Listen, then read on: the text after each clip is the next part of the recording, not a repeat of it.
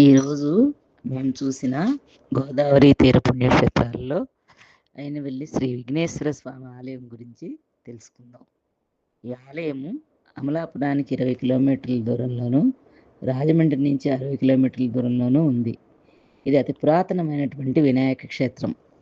ఇక్కడ దక్ష ప్రజాపతి దక్షయజ్ఞాన్ని ప్రారంభించినప్పుడు ఇక్కడ పూజ చేశారని ప్రతీతి. అలాగే మన పురాణాలు ఏం చెప్తున్నాయి అంటే, వ్యాస భగవానుడు దక్షిణ భారతదేశ యాత్ర ప్రారంభించినప్పుడు ఈ విఘ్నేశ్వరుని పూజించి ఆశీస్సులు పొందినారని ఇక్కడ స్థల పురాణం చెప్తుంది.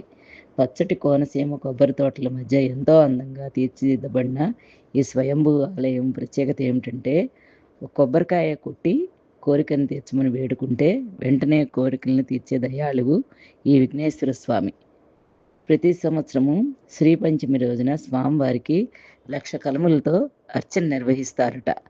వాటిని చుట్టుపక్కల ఊళ్ళల్లో ఉండే విద్యార్థులకు పంచిపెడతారు.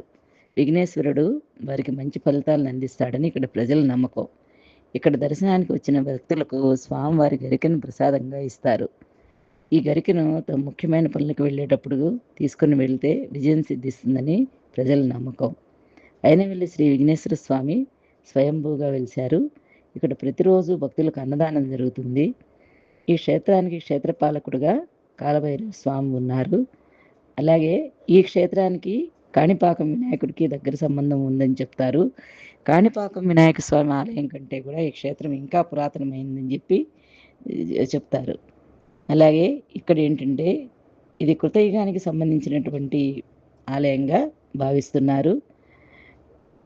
ఇక్కడ ప్రాచీన కాలంలో సువిశాలమైనటువంటి ఆలయంలో విఘ్నేశ్వరుడు దక్షిణముఖంగా ఉంటాడు.